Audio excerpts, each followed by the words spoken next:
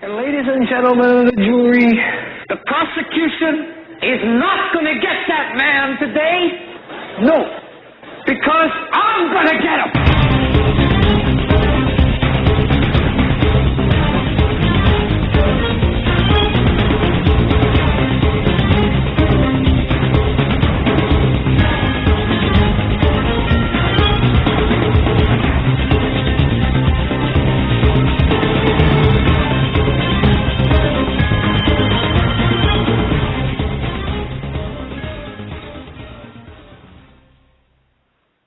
This is the Hagmann Report for today. It's Tuesday, last day of April 30th, 2013.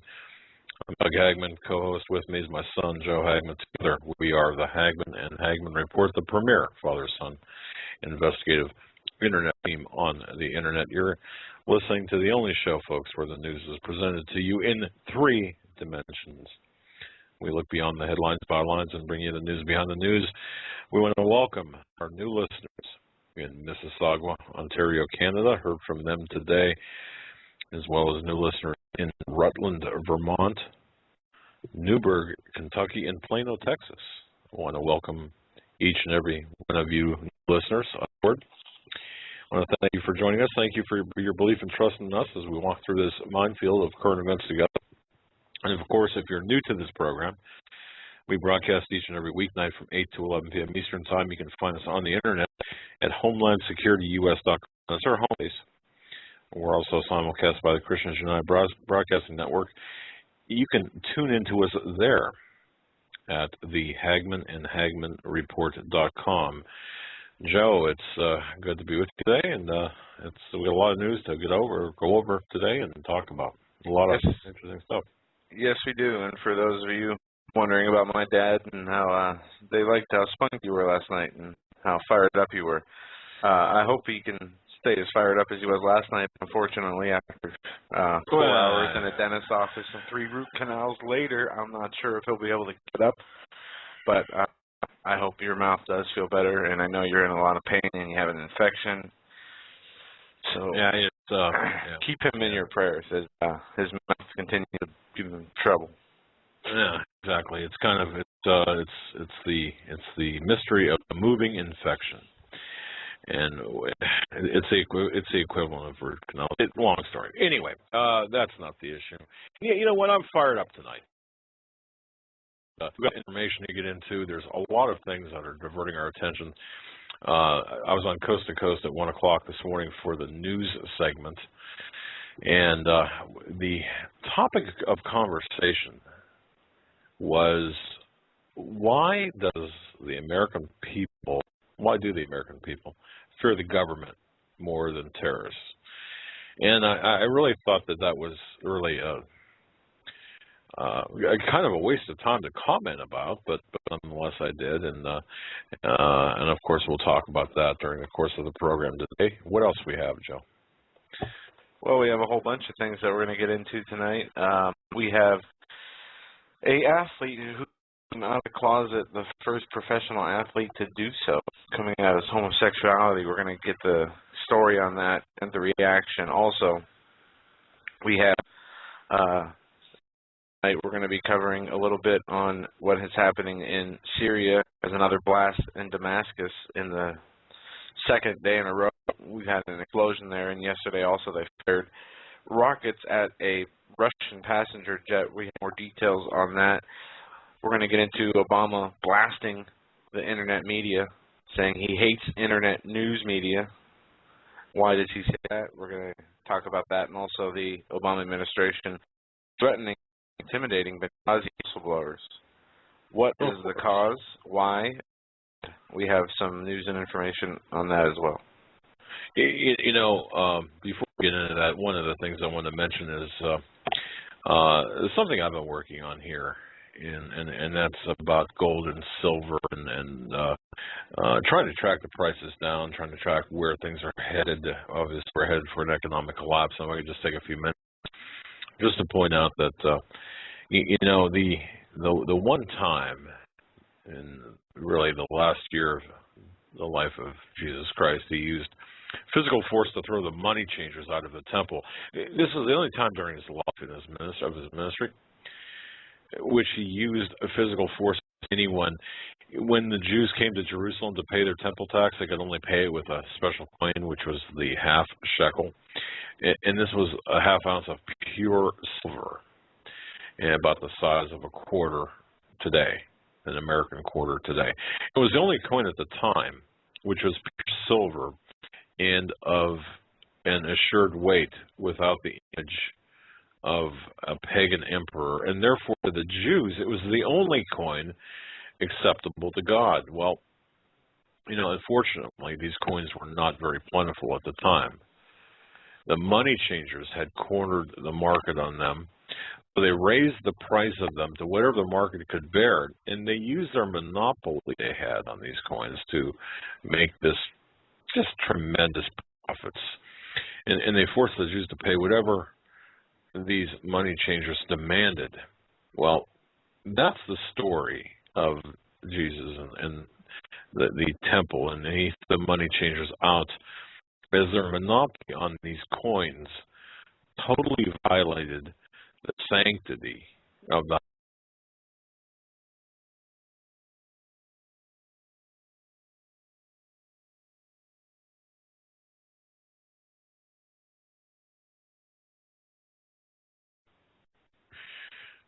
So Joe, are you there?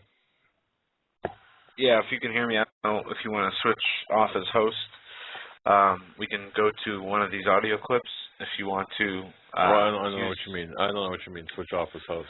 We can have either Troy call in as host, or we can use the landline to call in as host and call in ourselves separately. I don't know what Skype, the deal is with Skype, but it took off the second time. And I'm not losing an internet connection, so I don't understand why they're booting the call. It seems like Blog Talk is hanging up the phone and then picking it back up. All right. How much of this went out, if I can ask? The beginning, yeah, everything went good until we heard the drop-off sound. I didn't hear any drop-off sound. Okay, well, I jumped in right away. Okay. And it was when you heard me yelling. So. But here's what I want to get into, folks, before we get into the news. I mean, can we leave things the way they are right now, or do we have to do some gymnastics to get over this crap that we're going through? I don't know. Apparently, it was fine. I don't understand. Like I said, the internet connection's good. I never lost internet.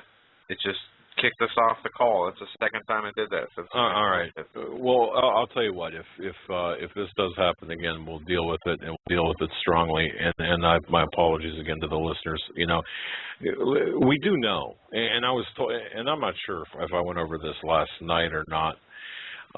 There is and I've got this on good authority. Excellent authority from my intelligent contacts, that there's an active, highly professional, very precisely targeted disinformation campaign, and a campaign to take people like us off the air. But the disinformation campaign is to bog the real data, the real information behind it. For example, the Boston Marathon bombings. And this is not a program that's run by kids in their mom's basements, but true professionals. It's directed at It's directed at people like, for example, Alex+Jones. It's directed at people like us. It's directed at people like Rick Wiles. It's directed at people, the number of people, the different people it's directed to is just incredible. So I want people to understand that, and I reference this too in my article, that Bad Moon Over America, that was just posted yesterday at HomelandSecurityUS.com and freepress.com. The poll, in fact, when we first came on, we were talking about my parents last night on Coast, and we're talking about the government. There were people not believing, not trusting, and fearing the government more than terrorists. Well, I think the poll tells us something very important. More Americans are finally waking up to the fact that we are being played. We are being played by professionals. We're being lied to, and it's not just one lie, but a pattern of lies. And it's just not by one government agency. but by all agencies of the government. We have a long history of not getting the truth, not getting straight answers from Kennedy, the assassination of Kennedy, from the Gulf of Tonkin, from Waco, from Oklahoma City, 9/11, Benghazi, and now Boston. And see, therein lies the mistrust. It's not terrorism now with bombs, but it's also terrorism with the economy, terrorism with this police state that's being rolled out by our government. And once again, I just want to reiterate this, that I've got an excellent authority from my intelligence contacts that there's an active, highly professional, very precisely targeted disinformation campaign against the very people like us who have the real information, for example, behind the Boston Marathon bombings. Folks, if you get emails with pictures and outrageous claims, for example, there was a claim about the killed principal, Sandy Hook principal, being at the Boston Marathon. These are situations that are being done to discredit the very people who are wanting to bring the truth to you. Please use your discernment before forwarding this information like this. And which brings me back to, like, for example, getting cut off and having these audio problems. It's interesting because, we have a redundancy built in. We have a number of things that we do. And it's interesting how we're being cut off and treated. And I just want to... if it's not one tactic, it's another. If it's not distortion, then it's, cutting off. If it's not cutting off, then it's distortion, and if it's neither, then they'll just not let you get in, or or chop it up. It's just amazing. And when you connect from 5 different places through 3 different countries, it gets a little old. You know what I mean? Yeah, I mean, we're not broadcasting from our grandmother's basements here, okay? We've got thousands of dollars invested in equipment, and so, there is an issue here, and I just want to let you know that we will overcome, and we want to thank you for your patience. But we understand listener fatigue sets in, especially when it's distorted or when the calls drop, and it's just crazy. By the way, Joe, I didn't talk this, and before speaking about the economy, and what really got me on in pursuit of this is I talked to Steve Quayle early this morning, and we're doing a program with the Guerrilla Economist with his Financial Insider. The date and time to be announced yet. So I think it's going to be a good show. That'll be coming up probably within the next week or so. And then tomorrow, I'm excited about tomorrow. Oh yeah, tomorrow Nathan Lee will be on our program too. Regular time? Regular time for tomorrow, right? Yep. The whole show. So. Yep. Regular time 8 to 11 with Nathan Lee tomorrow, and you're not going to want to miss that. Yeah, exactly. But just really quickly, I just want to finish up with what I was saying here. As I mentioned, it was in 30 AD when Jesus really used physical force to throw out the money changers out of the temple. And I'm assuming that people heard this story.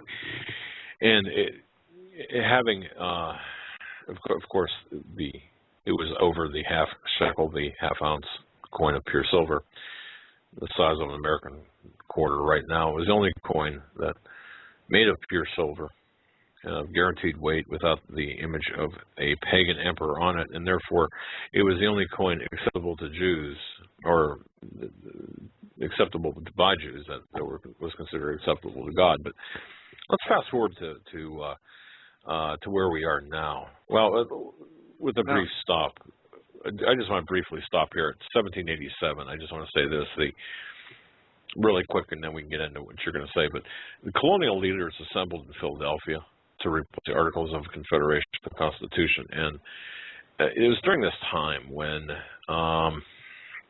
there was an issue about the money. It was said in a letter to James Madison, dated July 2nd of 1787, from Governor Morris, who actually headed the final draft of the U.S. Constitution, who knew of the motivation of the central bankers, because he had once worked for them, Governor Morris, along with his former boss, Robert Alexander Hamilton. Anyway, they were trying to get a central bank in place, but nonetheless, In a letter, James Madison wrote, or Robert Morris, in a letter to James Madison, wrote this: "The rich will strive to establish their dominion and enslave the rest. They always did. They always will. They will have the same effect here as elsewhere if we do not, by the power of our government, keep them in their proper spheres." And isn't it interesting, the James Madison as opposed to Polonsky. And Thomas Jefferson wrote against it as well. Jefferson made this statement: "If the American people ever allow private banks to control the issue of their currency, first by inflation, then by deflation, the banks and the corporations which grew up around them will deprive the people of all property until their children wake up homeless on the continent their fathers conquered." And this is what we're about to see, ladies and gentlemen. This is why I wrote, among other things, the article about killing the dollar. And if you haven't read that article, we're just here to kill the dollar. This Obama administration is going to just kill the dollar. Well, in favor of what? And how does this make sense? And this leads to news of gold and silver that we can get into as the program on.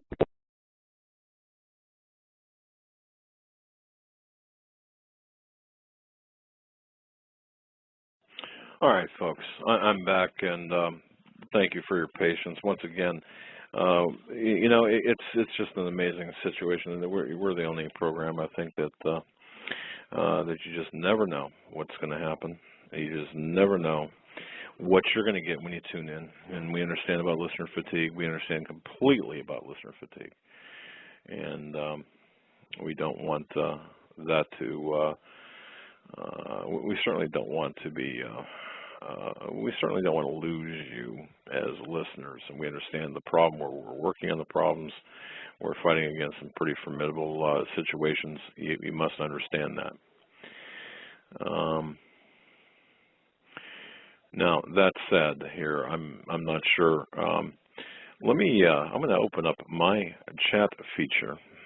Just hang with me, folks, and those listening by on archive, please bear with me. I'm going to open up my chat feature and ask if you can hear me. Can you hear me, folks, in chat?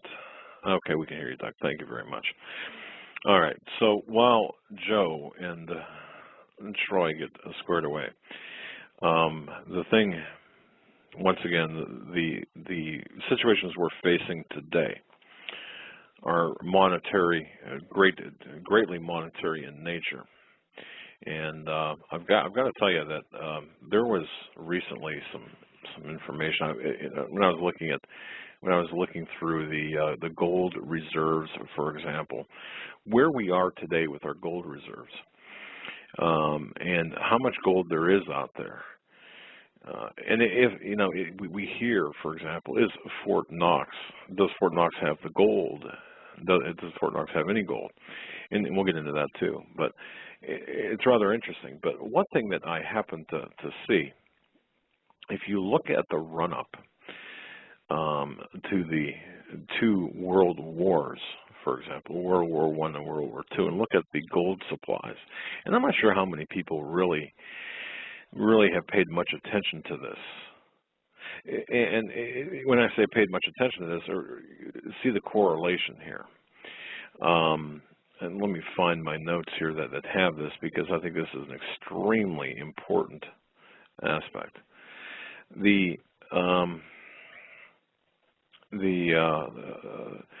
As we run up debt, and as we run up national liabilities, and as the corporate banks take over our everything, it seems as though our gold supply is being questioned. We saw this happen back before the Second World War, but in the run-up to the Second World War, there was this massive increase in gold supplies, and to a lesser extent in the run-up to the First World War. And now, at each time that there was, well, the creation of the Federal Reserve prior to the First World War, or during that time period, and then the Bretton Woods Agreement, and then, of course, during the Vietnam War, Nixon taking us off the gold standard. And my question is this, I suppose. Are we seeing the monetary system being manipulated to such an extent that we're looking at perhaps World War III because of the monetary system? Or are we looking at the monetary system reacting to the potential of World War III? My guess, my bet, based on the research I've done, is we're looking at the manipulation of the monetary system, which will, in fact, World War III will be fought to cover or to hide the complete bankruptcy of this country, or at least to divert the attention from the complete bankruptcy of this country. It's hard to be fighting a third world war and then worried about, of course, who took the gold. Every nation involved in World War II greatly multiplied their debt. Between 1940 and 1950, the U.S. federal debt went from $43 billion to $257 billion, which was like a 600% increase. During that same period, Japanese debt increased by, I don't know, 1,400%. These are staggering numbers. In 1950, James Paul Warburg, one of the architects of the Federal Reserve, said this. He said, "We shall have world government, whether we will like it or not. The only question is whether world government will be achieved by conquest or consent." And again, this brings me right back to our gold reserves and how healthy we are economically as a nation, which we're not. So, Joe, are you back on with me? Yeah. Okay, you're breaking up now. So I mean, I don't know what the deal is. Really? Yeah, really, truly. All right. Well, I don't hear you breaking up, and I'm going to see about chat. Thinking you breaking up. I don't know. Okay. Is it? Are you using? I am breaking up. I'm called in as a guest. Okay, but are you using Skype? Or? Okay. Yeah. All right. Well. All right. Go ahead. Continue. Well. All right. The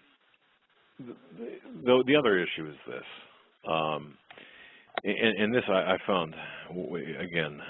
I found that we're facing a cover-up. We have people, we have countries. I shouldn't say people. We've got countries that are actually asking for our gold, or the gold that we're holding for them, asking for their gold back. And I'll tell you why this is important here in a minute. But I don't know how many people remember standing in the grocery store lines, the checkout lines. Remember, the tabloids like the Tatler. Remember that old newspaper, the Tatler? Used to be right next to the Inquirer. Back in the early 1970s. Well, back at that time, there was an issue of the Tatler that said, "There's no gold in Fort Knox." And of course, people made fun of the tabloids back in the early 70s. Now, some of what we see in the Inquirer, for example, leads the mainstream media. But the London gold pool and gold sales, gold drained from Fort Knox, this was not any secret back in the 1970s. We had touched on this yesterday, I believe, with the referencing the mainstream newspaper articles. But the full implication of the gold drain from America was not understood by too many people until it hit the tabloids back in the 70s. This does all connect, folks. Just bear with me. The government stonewalled, just as they are doing now today. They're telling us half-truths and lies that basically hiding the truth from the American people. But I'm going to draw your attention to an incident that happened on July 3rd, 1974, and I just learned about this year. a couple of months ago, I should say, from a friend of mine, and he said, pay attention to this one incident, because it was on July 3rd, 1974, that 59-year-old Louise Boyer died after falling from the window of her 10th floor apartment at 530 East 86th Street.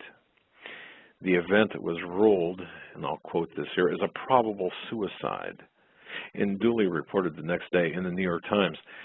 But Mrs. Boyer, folks, do you know who she was? I'll bet you some of you do. She was a granddaughter of Colonel Mandel House, the man who guided the Federal Reserve Act through Congress for the Morgans and Rockefellers and Warburgs.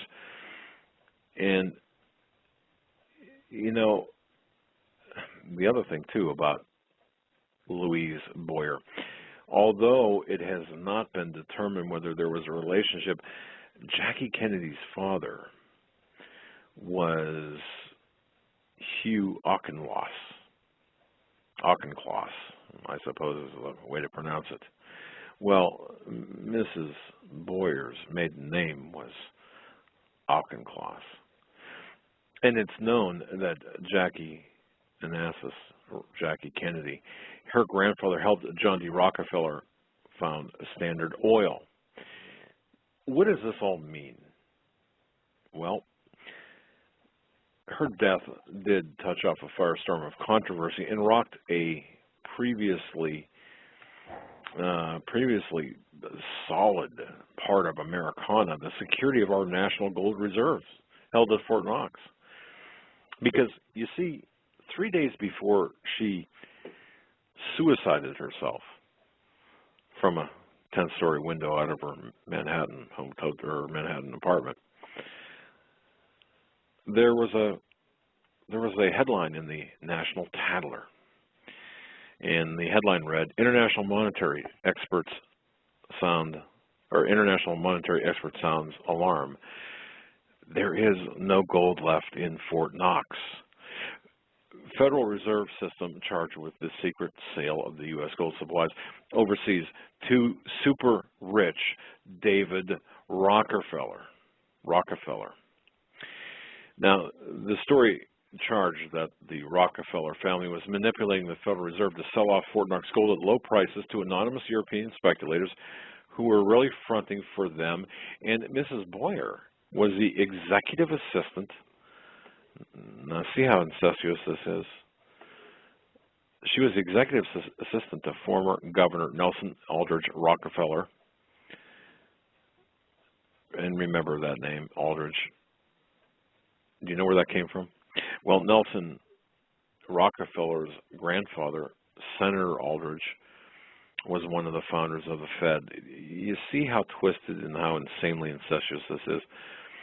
And it has served him in one capacity or another since 1944, just as Boyer's husband had served Lawrence Rockefeller for many years before his death. So all of this was all tied together.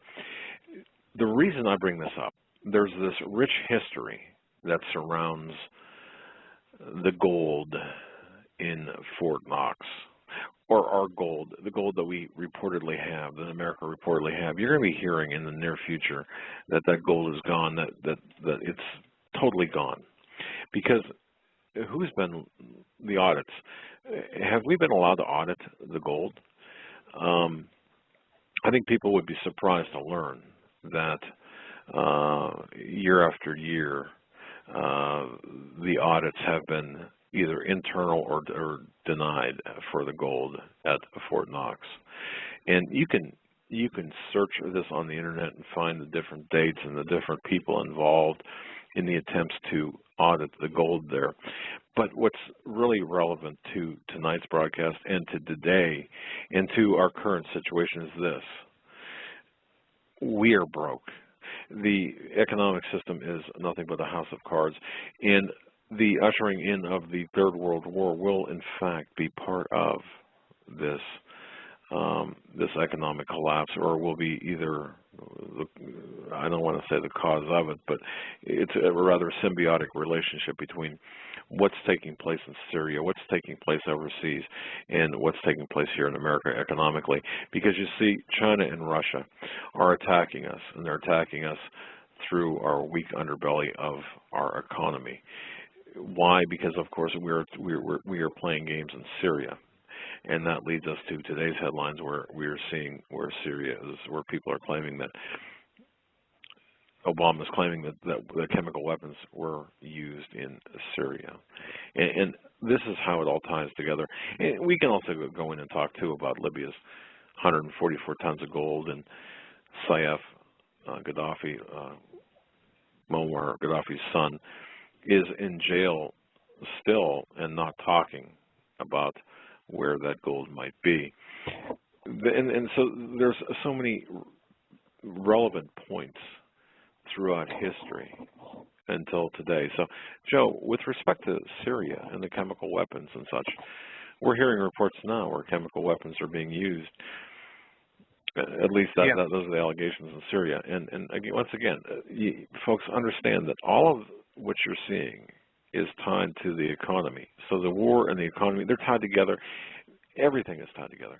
But I just want to introduce that to listeners, new listeners especially, for them to get the understanding that, look, what we're being told is untrue. You know, last night driving home, local 1400 Fox, or one of the local stations here, was doing a local radio report on what was taking place in Syria overseas, and they said that on the news and locally here that the Assad government used chemical weapons on the rebels, and they had the evidence, and that was for sure. Okay, the Assad rebels? The Assad government used the Assad chemical weapons on the rebels. I see. Okay, I got you. So now, we're already blaming Assad. Yeah. Okay. Well, and that's our local news, but the national news is not so quick to do so. I think that they said that they were going to act once the red line was crossed. But what if the red line was crossed by the people they're supporting? We've seen some violence in Damascus the last 2 days. There was an explosion yesterday aimed at the prime minister. There was a rockets blasted at a Russian passenger jet. And then today, I have an audio clip here about another blast that hit Damascus, killing innocent people, done by the rebels. Wow. You want to hear this audio? Yeah, go ahead. Because it's very good. I think this is. Yeah, I think this fits really well for this issue right now. Yeah, it fits in with it talks about the Western influence and how desperate the rebels are getting. Here we go. This blast comes almost exactly 24 hours after a similar explosion yesterday. A frightening pattern emerging here, would you say? Absolutely. I think it's absolutely appalling what's going on at the moment. I mean, yesterday we had the convoy attack. We had the firing on the Russian passenger plane. And what this really shows is that the so-called rebels are getting more and more desperate. They don't have overwhelming public support. They don't have majority support. So they're getting more and more violent and more wild. And I think this sort of sums up how desperate their position is, really. And the bomb, again, went off in a very crowded area. So what or who was the target of this blast? Well, it's quite clear that their aim is to spread terror amongst the population in Damascus, to terrorize civilians. And it's absolutely shameful that these people are being backed by my country, the UK, by France, by the Western powers. These are terrorist attacks. Let's call them what they are. They haven't been condemned by William Hague or Francois Hollande or John Kerry. I think that's absolutely appalling, because if these had taken place in Tel Aviv or in Riyadh or anywhere else in the country which was a Western ally, then they would be roundly condemned, but they're not. And it's quite appalling that these so-called rebels, with Western help, are trying to bomb their way to power in Syria, killing innocent civilians, spreading terror amongst the population. And I think that the likes of William Hague have got blood on their hands, I'm afraid. Well, you mentioned the rebels there, and on Monday, they immediately accused the government of faking the blast. Do you think today's explosion confirms or refutes this? Well, it completely refutes it, I think, because, I mean, it's quite absurd to think that the Syrian government would be blowing up members of the government itself and putting bombs in crowded areas, because why would it want to do that for? I mean, it's quite clear that what's going on is an Al-Qaeda dominated uprising now in Syria, a minority uprising by radical Islamists. And it's interesting, isn't it, that if you were to say that the Syrian government is behind these bombings in the Western media, then that's fine and acceptable. But if, of course, you say that the US government was behind the 9/11 attacks, you'd be denounced as a crank conspiracy theorist. And so it's okay to say that the Syrian government's done these things. But if we say the US government is capable of false flag operations, then that's fine. And that's completely wrong, of course. There's been a lot of speculation, hasn't there, that Western money has been ending up in the hands of extremists. What do you make of that in the context of this blast? Well, it clearly has, isn't it? Because, of course, these blasts cost money. The bombing, the guns, the weaponry, etc. We already had the Sheikh Hamad of Qatar boasting a few days ago, saying how his government was going to give the rebels any help it needed, including arms. The British government has been sending money into the rebels. And so I think the people who are funding these terrorists have got responsibility. They've got blood on their hands. And it's no good just saying, they're not even condemning it. And so I think that the responsibility for this lies with countries like Qatar, with Saudi Arabia, with Turkey, with Western powers who are, funding these people. Okay, journalist and broadcaster Neil Clark, thank you for those views today. Thanks very much. Ladies and gentlemen, how long have you been hearing us talk about that Saudi connection? And now you're hearing it now in the mainstream media. And excuse me, that was from Russia today. Okay, and I'd like to point out as well, in Benghazi, the attack on 9/11 in Benghazi, once again, not about security, not about the security for the CIA annex, but I want to point out as well that the United States was not the only shopkeeper, if you will, in Benghazi for the weapons. It was, and continues to be, the UK and France and this consortium of Western nations that are actually funding, fueling the terrorists, the anti-Assad terrorists. So we're setting this up, just as you heard on that clip. It's just not the United States. Such a mess. Well, it is. It is. And we have the rebels, and in that clip they said, being funded, allegedly being funded by the West. But there's no allegedly about it. They have pledged the United States hundreds of millions of our tax dollars. They are now talking about lethal aid or lethal munitions being given to the rebels now instead of boots on the ground. They're looking, I was watching clips from Fox News today, and they were talking about the balance between an invasion and letting them take care of it themselves while we intervene from different areas aside from boots on the ground. Well, anyone who does not believe that, or anyone who believes otherwise, that we're not going to have boots on the ground, I think it's a pipe dream. I think we have to realize that we're being set up here. And once again, folks, it's not pimping my articles, and I'm not going to apologize for it, but all of this is recorded.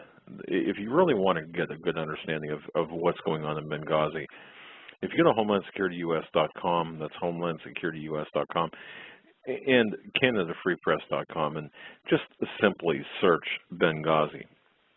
You just want to sell your articles. Yeah, sell them. I get every time you read it, I get $1 or something. Now, it's about sharing the information. That's all it is. Wouldn't it be nice if I got $1 every time someone clicked on an article? But it's about even a penny. A penny would be good, sure. It's about getting the information out there, telling people what's really going on. And I, when I was preparing today for what I had to go through, and I got to say this, Joe, it was probably one of the most painful experiences. I've never birthed a child, obviously, and just I got the wrong plumbing for that. But wow.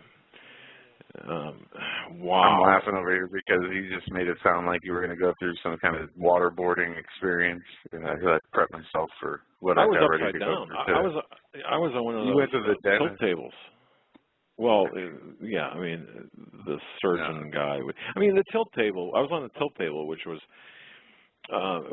exciting in and of itself. But you sit there and you start to think.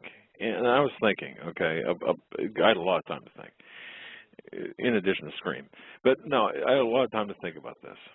And I heard a story told that this is back in the summer of 2006, roughly, in the mid-2000s sometimes. This is before all the good times there, before the stock market hit the high and then fell in 2008. There were too few people who really understood what was going on, and I would put myself in that category, not really understanding the danger ahead economically and on the world stage. There was a person, as the story goes, sitting in a doctor's office listening to an older woman, heavy with an accent, and she had she was talking about her kids. Actually, she had 4 kids. 2 of the 4 kids were very, very well off and worked in finance and worked in industry and very, very well off. And her other 2 children were barely getting by, were poor, as she described them. And she said, she was overheard saying, "I don't worry about my poor kids because they know how to deal with the hard times. I worry about my children who are well off because they're not going to be able to handle when the next big depression hits." They've never had that experience. You're exactly right, and this is something I was thinking about before the show. How grateful we all should be that we've never experienced real persecution, violence, famine, and we might have here and there, in flooding or natural disaster type scenarios, or we might have had our houses burned down. But we live in a nation that is so rich, and we've been so grateful, and we do not take into account the running water as being something we have that can help us. That if lost, we would be going crazy in 48 hours. But we take it for granted every single day. Well, exactly. And I think, too, the other question, and I know people who listen to this show, one of the questions comes up, and even we have talked about this. At what point does the United States become not worth saving? And, of course, there are so many people who say, oh, you know what, it's too late. It's too late today. And everyone, they all wave flags and, chant USA, but it's too late. The USA is gone. And all we have now is this baseless, feel-good, crummy talk, talk that's meaningless. And I was reading on a popular internet forum earlier today as well about the very people saying, well, when is it time to declare the U.S. dead? At what point does the U.S. become not worth saving? And overwhelmingly, people were saying, the time's now. We're dead. It's gone. It's over. USA's dead. We are no longer. And, there is no point in my mind that a true American gives up.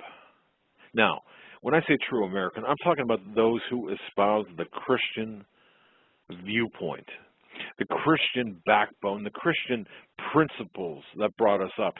How many, what kind of a disgrace to our forefathers who fought, and I don't care if you have a family member who fought in the Civil War, the Revolutionary War, whatever war, pick a war. Are we not doing a disgrace to our forefathers who died for our freedoms? If the saving of this country on a moral and spiritual basis alone, and please understand that distinction, then let it be. Let it start right here, right now, and I'll tell you what, I'll take the point. Because in my mind, what is at stake here is not us, listener. It's not you. It's not me. It's our children. What are we leaving our kids? We're leaving them some sewage of a nation? No, not on my watch. Nothing but debt and heartache. This from Ezekiel chapter 12, verse 2. Son of man, thou dwellest in the midst of a rebellious house, which have eyes to see and see not, they have ears to hear and hear not, for they are a rebellious house. And that's where America is today. We have the President of the United States calling a professional sports player to thank him or give him gratitude, condolences for coming out openly saying he is gay and he is in the sports world. He is a major player in the sports world. The president's calling him. I mean, what about the people in Damascus? And Damascus being another situation. In your lifetime, when have you seen Damascus be in the center or almost in the center of world affairs? And when you read the Bible and it says Damascus will be a ruinous heap, and we're seeing it happen before our eyes incrementally, and I do believe it will become a ruinous heap in the end by some act of war or aggression, much more than we see today. But I was talking with somebody, we didn't even know what Damascus was 3 years ago, really. It was not in the picture or the grand scheme of things. Things are changing. The people and the hearts and their minds of America are moving in one of two directions. They're moving towards God or they're moving away from God. Well, you know, look at it this way. What we're seeing today, the headlines of today, are based on the headlines of the last decade or so. I mean, in relevance, we're talking pure relevance. Following 9/11, you had the Patriot Act. What a horrible piece of legislation, and yet. And again, I publicly apologize for my initial favoritism for the Patriot Act, and then you have the NDAA. But look at the headlines. You know, the Arab Spring, which has been touted by all of these progressives, saying what a great thing, because we're taking out these dictator despots and replacing them and freeing the people. No, we're causing anarchy, but we're putting in Muslim Brotherhood parrots of Saudi Arabia, and the very Muslim Brotherhood that's in Egypt, folks, is in our White House. It's in our Department of Homeland Security. It's in our State Department. And you go back to and really, folks, if you want a homework assignment that was very, very serious and who have the time, please pick up a copy of the book by M. Stanton Evans, Blacklisted by History. It's about Eugene McCarthy, or it's about Senator McCarthy, and it details the infiltration, the communist infiltration into the State Department specifically, and even goes into certain things of late. But it's 600 and some odd pages. It's not an easy read. It's not something you sit down in an afternoon and read. But you'll get an understanding of the intense infiltration. But see, Arab Spring was all about toppling these dictators and these despots, although they were controlled in favor of this radicalized movement that leads directly to the doors of Syria and, of course, the doors of Russia and China and the World War III. And people, you know, I've got 5 or 6 emails today. From the articles I've done about Benghazi. People are reading them again. And one of the articles states that World War III. Now, you know, one of the emails is taking me to task, saying that the World War III is a bunch of hyperbole. What do you call 70,000 people in Syria dead, Joe? Is that hyperbole? What do you call? No. You know, what do you call the burning down of Christian churches by the very people that the White House and State Department is funding in Syria and in places like Egypt? Is that hyperbole? Not at all. And I was reading a story, I guess, Dmitry Dudovin had a vision. Yes. 1984. I finally watched that for the first time today. And he was helped by our State Department. He was given Bibles, sneaking them into Russia. the State Department was helping him do this, the U.S. State Department. Okay. Can you imagine today the U.S. helping smuggle Bibles anywhere? No, besides no, the burning Korans. pits? No, no. They be smuggling Korans in because we have a Muslim president. Well, when I say Muslim president, at least Muslim by parentage, and certainly a cultural Muslim, if you understand it. But we don't know what he is because we are not privy to knowing what he is. We're not privy to seeing the documentation behind Barry Soetoro, or if that is his name, or Barack Hussein Obama. We're not exactly sure what his name is yet. Yes, no, I couldn't imagine, today smuggling Bibles. No, we have the army burning Bibles in Afghanistan that were shipped over there in Arabic because we didn't want to incite the locals. Yet, what do we do, though? What are we doing over there right now? We're burning Bibles and we're smuggling in, we're paying off the Taliban and protecting the opium crop, all meanwhile overshadowing the pipelines that are being built by the international bankers so we can get the oil out of the region for who? For Saudi Arabia. Why? Because some of their oil wells were destroyed during the Gulf War. And I want to jump in here and say, if I can add this, Pastor Paul did a video on the Pentagon hiring a anti-Christian person for helping with their religious efforts. We went over the story yesterday. This was on Breitbart. Pastor Begley did a great video on it today. And he talks and shows pictures of his sons who are active in the Navy right now. Okay. And explains, how would they feel if they were told, by that Weinstein guy, that, and in that article it goes on to say that they should take these chaplains and via what's the military justice system? The tribunal, but yeah, that they said they should start court-martialing any chaplain who teaches the Gospels to soldiers.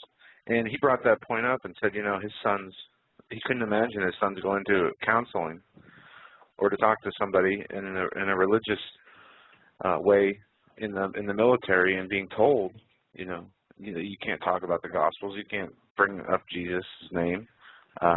He was heartbroken about that. I can't imagine a military that will willingly remove the Lord. You are removing the only protection you will ever have. A gun can't protect you supernaturally. Not the smartest person in the world can supernaturally protect themselves. Only the Lord's protection can really get you in and out of trouble, or keep you out of trouble. Exactly. And you're right. But see, this was not, and a lot of people and listeners understand, this did not just happen. For example, with Obama saying, okay, we're going to do this, or under Obama's Department of Defense, we're going to do this. If you remember, the encroachment really began with respect to the Muslims, began with George W. Bush. Okay, there's blood on his hands, and a lot of it, and Condoleezza Rice, a lot of it, and Karzai, a lot of blood. Because these are the internationalists, these are the globalists who sit back and they laugh at us and they say, you know what, we're going to make these rules, and this is why today, when I was talking to Steve Quayle today, there was an email. I cannot share all of the email, but I'll give you the gist of it. You're not missing anything. I'm just going to give you the gist of what this email said. There is a young person fighting in Afghanistan who wrote back to his family saying, I cannot get we as a battalion, as a group, cannot get the necessary armaments to defend our position, to defend ourselves. And right at the time I was talking to Steve, I got an email from another source whose grandson is not too far away in Afghanistan as well, who said he was injured by a roadside bomb, by the way, and suffered some pretty bad injuries. Yet went back to fight. And when his injuries from his roadside bomb just months ago flared up, and he said, look, you know what, I can't finish. I can't do this. And was certified by a doctor to be disabled. He was denied benefits because it was a pre-existing condition. That, you would think, well, wait a minute, that's just kind of like that just got messed up. The paperwork just got messed up, or somebody interpreted it wrong. But during his period of time in trying to get this whole thing, unscrewed, he finds out he's not the only one. There are hundreds, if not thousands, of veterans who are being disabled in the line of duty, who are being classified as having pre-existing conditions and therefore being denied benefits by the military. This is how we're treating our veterans. Oh, and then, by the way, when you do come back home, you are classified as having PTSD, and they take your guns. This is not a joke. I wish it was. This is not a joke. No. And with that, wow. Go ahead. I'm sorry. Yeah, we're gonna go up. We got top of the hour break. It looks like. Might as well take it now, as we're at a good stopping point. And I want to thank you for covering there with the audio issues in the beginning and talking about the Warburgs and stuff. There's a lot there we need to get into on one of these shows about the history of World War II and those who funded the Nazis. I think that's important because their seed, their kids, grandkids are the people who are in power today. Well, on the other side, Joe, you know what, on the other side, on the top of the hour, we're just going to touch on the fact that really both sides, or we're not, yeah, the globalists are funding both sides of every conflict that you're seeing across the globe. Yep. And with that, folks, you're listening to the Hagmann Report. Go ahead and take us out. Yeah, you listen to the Hagmann Report this April 30th, the last day of April. And on the other side, we're going to hit also Saturn Hurricane. I don't know if you saw a picture of this, Dad, or listeners. I'll post an article from BBC in chat right now and to you in Skype.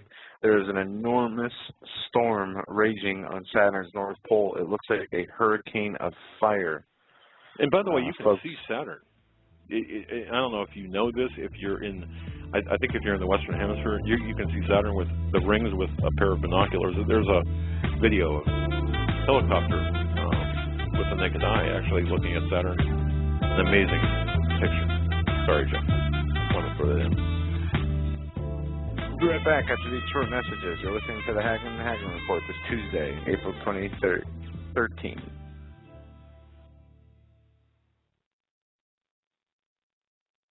Hi folks, Doug Hagmann here. You might know me as the co-host from the Hagmann and Hagmann Report, or as a frequent guest on Coast to Coast AM with George Norrie. If you're like me, you're tired and confused over today's headlines. You just don't know where to turn for accurate, concise information about really what's going on, what's truly going on in today's society. If you don't know where to turn for accurate, well-researched, and properly vetted news, I've got a suggestion. In fact, it's a requirement. Bookmark Canada Free Press. That's canadafreepress.com on the internet. It's just not for Canada. It's for news across the world. Judy McLeod, founding editor, has put together a vast array of talented writers like Kelly O'Connell, Daniel Greenfield, Dr. Eileen Johnson-Powell, a lot of guest columnists, very talented writers. Folks, that's Canada Free Press at canadafreepress.com. Now mobile friendly. Follow on Facebook, because without America, there is no free world.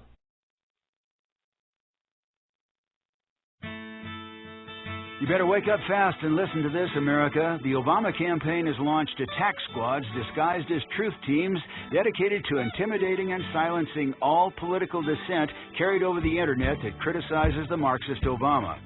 Truth Squad specifically focused on covering up Obama's endless trail of lies, corruption, and subversion, and using the Gestapo power of our own government to police and censor the Internet and shut down websites that dare to carry the real truth about Obama's Marxist coup.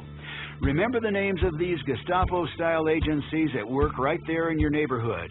KeepingHisWord.com, KeepingGOPHonest.com, and AttackWatch.com. KGB, SS, and Gestapo-style police-state gangster organizations at work to silence the important voices of patriot dissent, some of which have already been shut down by Obama's orders. Adolf Hitler would have been proud. We're the 21st century Tea Party patriots. Survival of the fittest. In any and all situations, survival is your #1 priority. That requires being tough and thinking smart. And the folks at Freeze Dry Guy are going to help you do just that. They have the long-range patrol ration entrees, what they call the Brick Pack. When you're in survival mode, it is absolutely the best item for your survival pack or bug-out bag. You can go farther, faster, and carry more food with the LRP cold weather ration entrees. Not only do these long-lasting, durable entrees help sustain you or your family through the harshest environment or situation, they are by far the most delicious of their kind. No contest. With a variety of tasty entrees, you can't beat the LRP Brick Packs. Let Freeze Dry Guy help you in your survival situations. Go to freezedryguy.com. That's freezedryguy.com, or call 866-404-3663. That's 866-404-FOOD.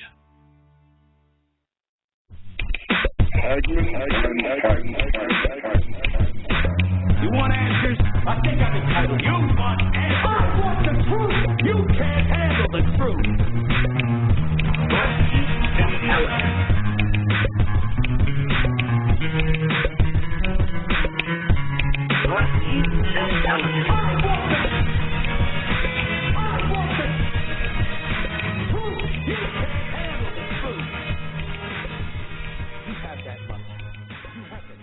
Welcome back, ladies and gentlemen, to hour number 2 of the Hagmann and Hagmann Report. This Tuesday, April 30th, 2013, the last day of April, moving into May. Yep. And I'm going to open this hour. Go ahead. Joe, let me just say this once and for all. Tomorrow we're going to have a meeting. We're going to have to make some decisions as to what we're going to do if it requires us to and I'm being very serious about this, if it requires us to put everything we have up to actually acquire some sort of a station, brick and mortar station beyond the brick and mortar that we have, that we use to simulcast this broadcast, we will do so. That's our commitment to our listeners, because this show's growing all the time. I just heard from somebody listening live right now in Perth, Australia, and the number of people who are relying on us to get the information out is growing. So we will rise up to that challenge and no longer have, I don't want to have any further online discussions, for example, about or on-air discussions about sound quality, sound problems, sound issues. It just takes away from the program. But I want to say that I want to give you my pledge, and it's I've got a couple of emails today where people are saying, well, you're not addressing the sound issues. We are addressing them. It's just that they're addressing us more than we're addressing them. They're getting ahead of us. And, Joe, before you get into what you've got, I just want to say this as well. Michael, thank you, by the way. I believe it was Michael who sent this to me. Yes, Michael, it was Michael. Bill Gertz has got a scoop, if you will, about a major cyber incident. It's going to be on the freebeacon.com. That's freebeacon.com. I've had the opportunity to talk to Bill Gertz, formerly of the Washington Times. He runs the Free Beacon, just a fantastic investigator. But currently on the Free Beacon right now is something that we're facing, and that's intimidation. And I just want to say, too, part of the intimidation, for example, he writes the intimidation about the Benghazi survivors and the CIA people, and I know this is something you're going to get into.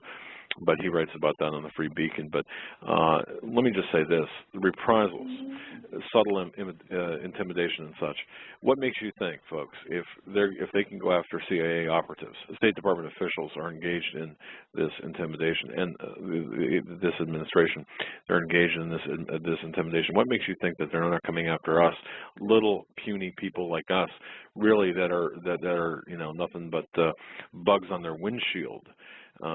Believe me, they can and will come after us for causing them grief, especially about Benghazi. But that said, I just want to get all that out and welcome the new listeners too for this second hour. So, Joe, you take it from here.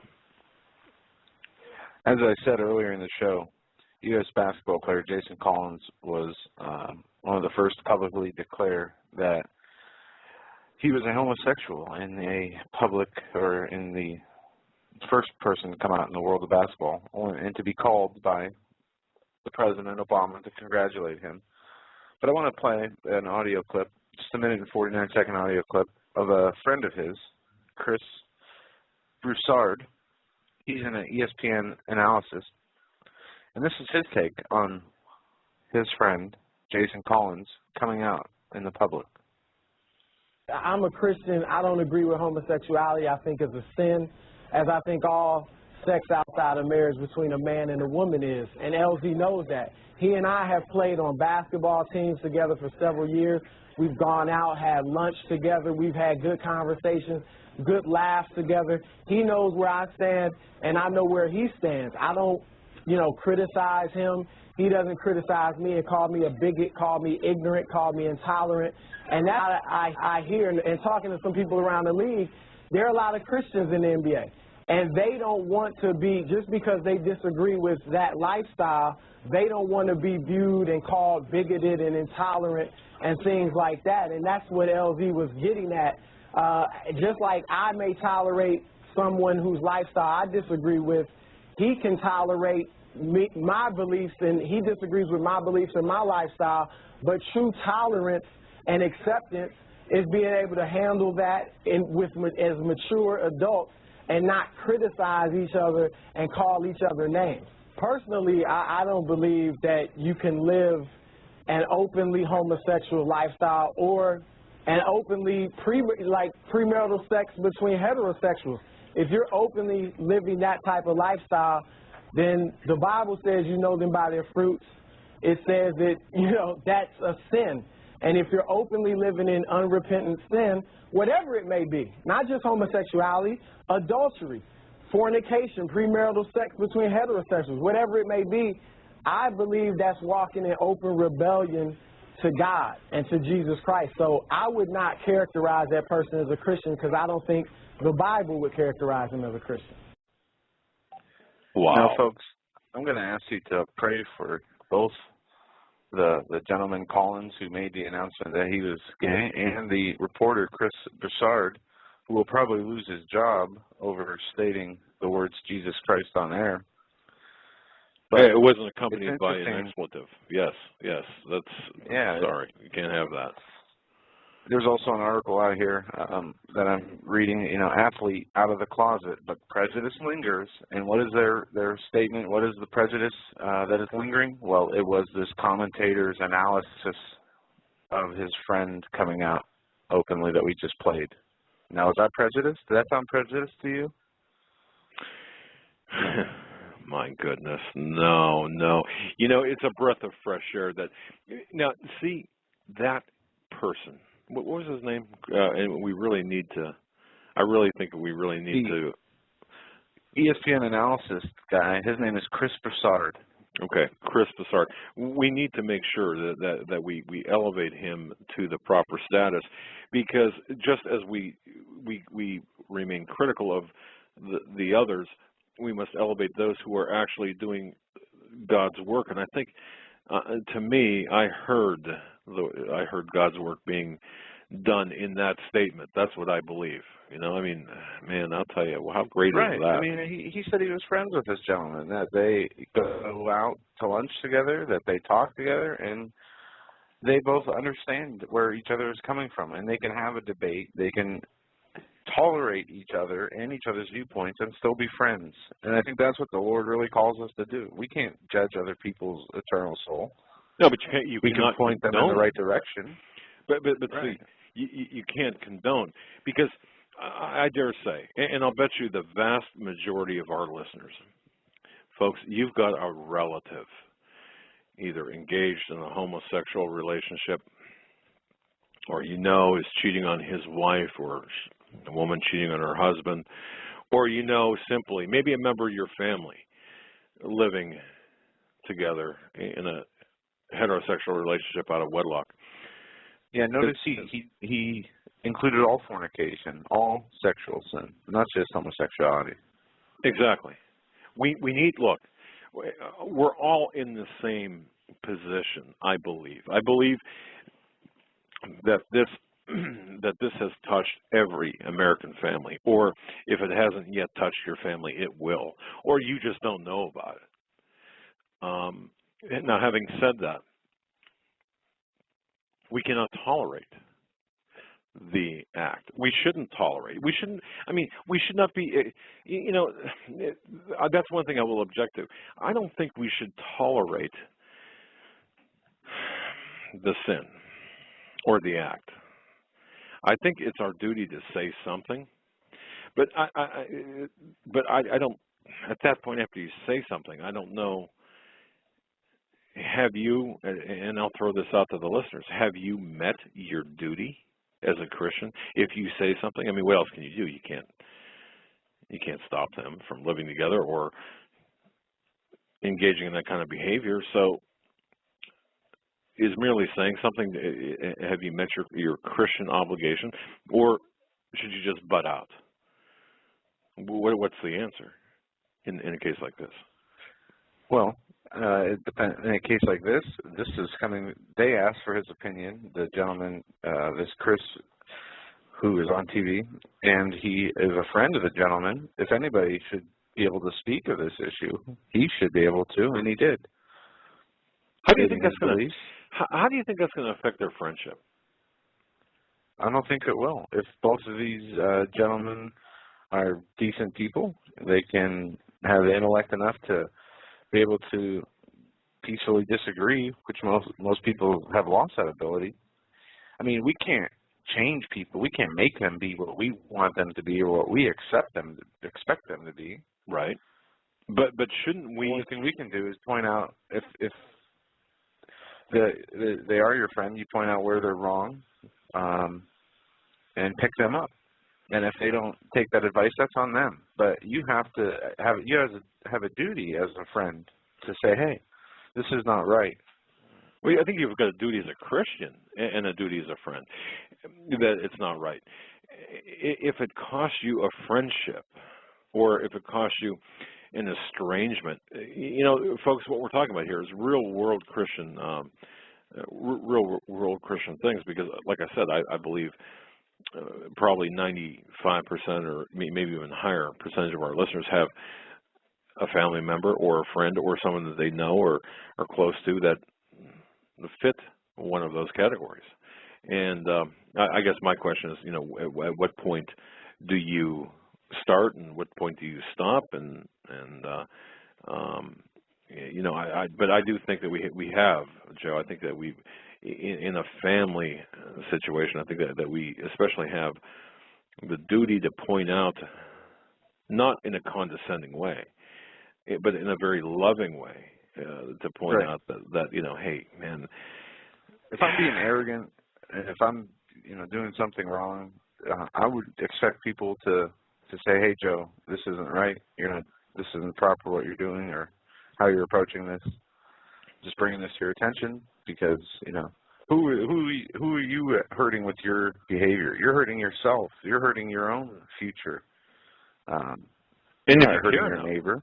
Yeah, well, yes, and if you care enough about the individual, which you're going to be showing that you're caring enough about that person, to tell them, look, this is not godly behavior, and so and you know, back it up with perhaps scripture or however you'd want to do it. I think it's our duty to do it. But that said, this is really real world things that are going on, and this, it might not seem, compared to the headlines in Syria and compared to the everything else going on, if everyone starts at home, isn't that a stepping stone to shut the mouths of Obama, Barry Soetoro, Barack Hussein Obama, from reaching out and touching someone with his phone and saying, hey, congratulations, God bless you for, you know, coming out to this sports figure?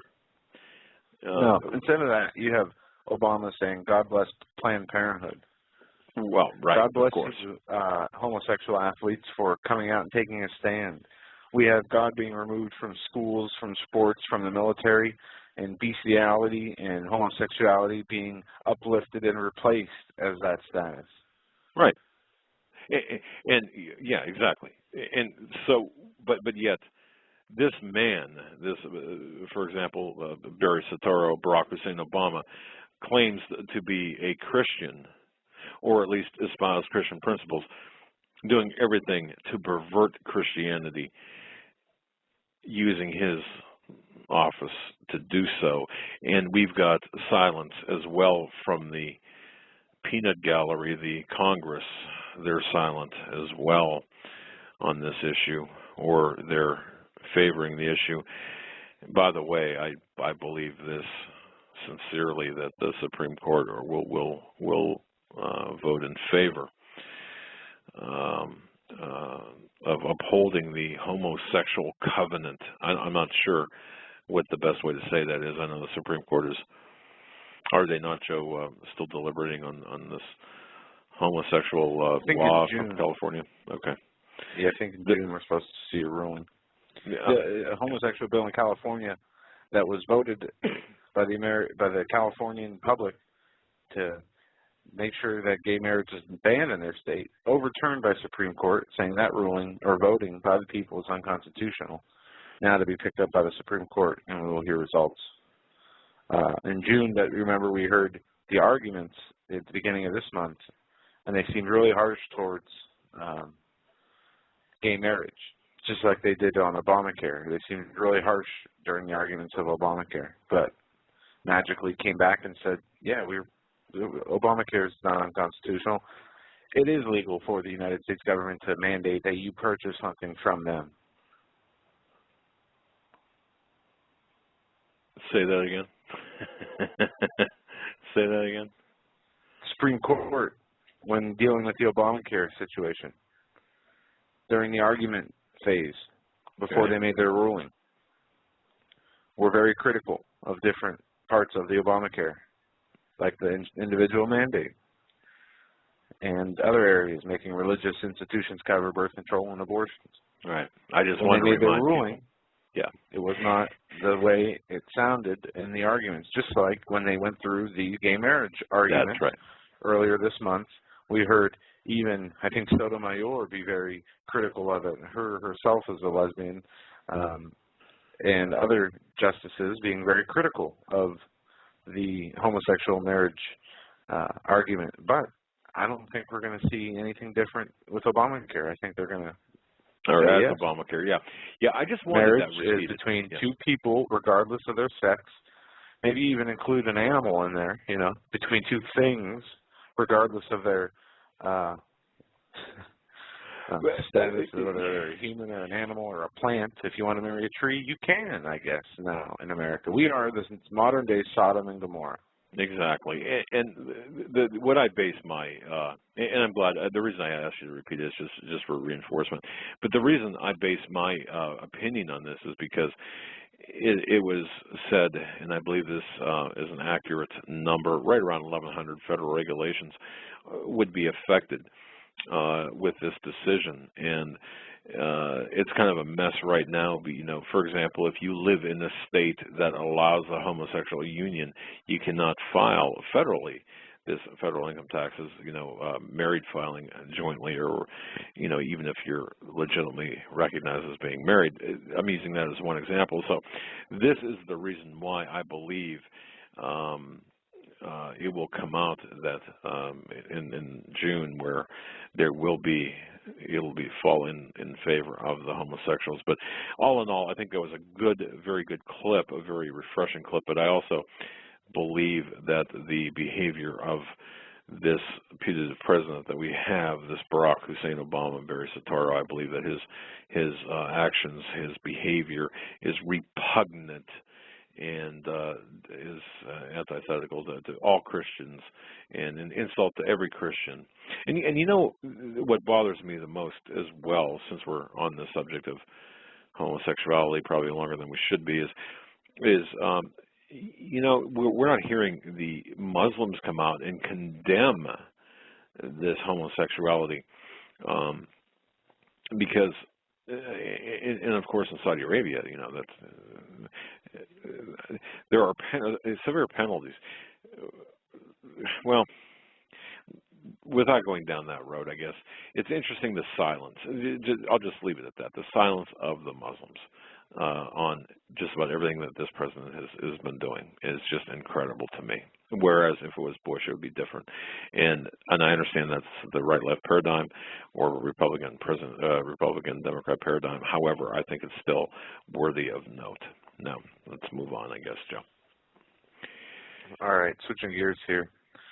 The alleged family of the Boston bombers, the Tsarnaev family, received over $100,000 in welfare benefits. Yeah. I don't know if you saw this. Oh, yeah. Oh, yeah. The Tsarnaev family, including the suspected terrorists and their parents, believed or benefited more than $100,000 in taxpayer-funded assistance, a bonanza ranging from cash and food stamps to Section 8 housing from 2002 to 2012, the Herald has learned.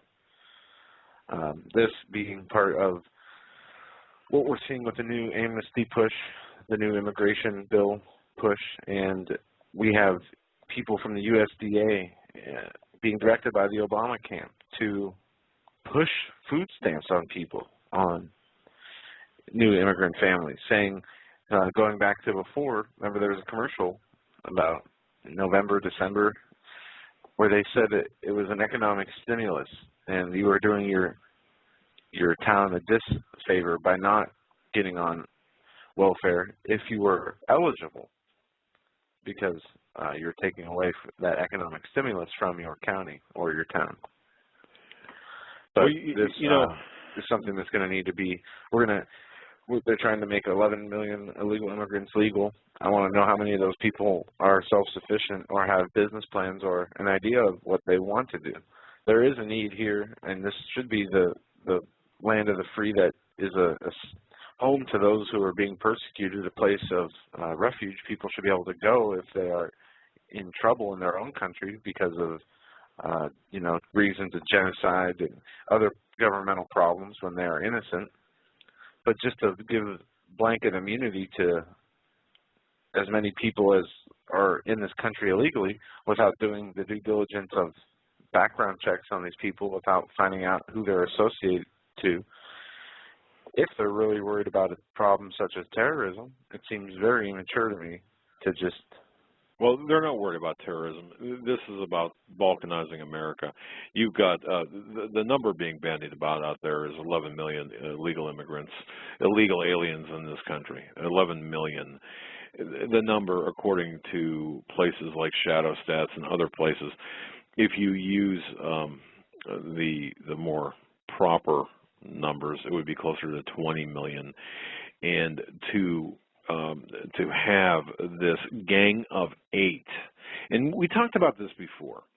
Think about this: a gang of 8, 4 members of the House and Senate Select Committees on Intelligence, and the 4 leaders of the House and Senate, 4 Republicans, 4 Democrats. And the gang of 8 is a modification of a legal requirement that the president must ensure that the Congressional Intelligence Committees are kept fully and currently informed, that is, of intelligence activities of the United States. And this does include, for example, illegal aliens in this country. So this gang of 8 is actually crafting this amnesty bill, and that's exactly what it is.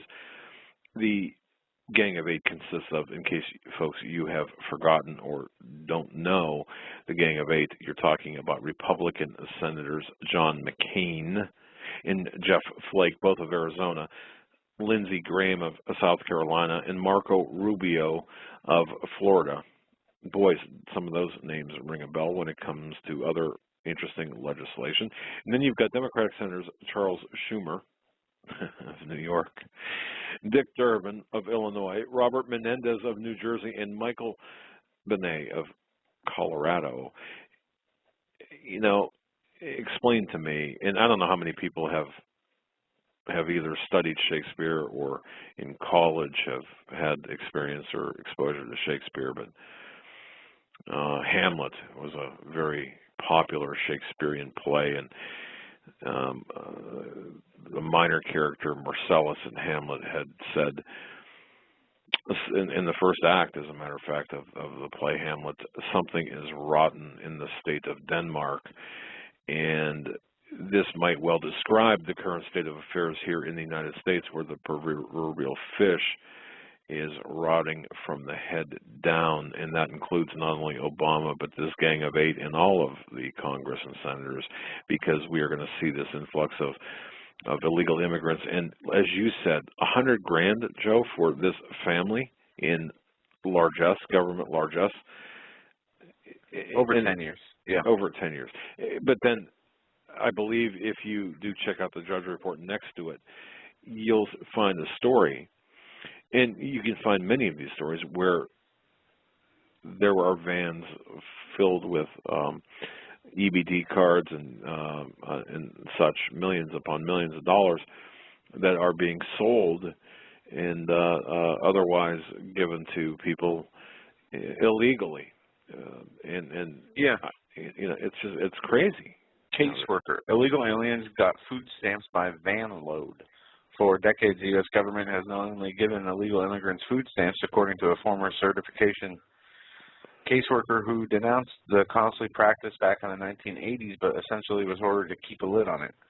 The retired assistant case manager, Craig McKennies, was in charge of vetting food stamp applicants in North Florida and Indiana in the 1980s, and says the program was infested with fraud, corruption that perpetually was ignored by management. Illegals would come in by the van load, and we were told to give them stuff. Management knew that they were illegal. It was so rampant that some of the employees would tell their illegal relatives to come and get food stamps.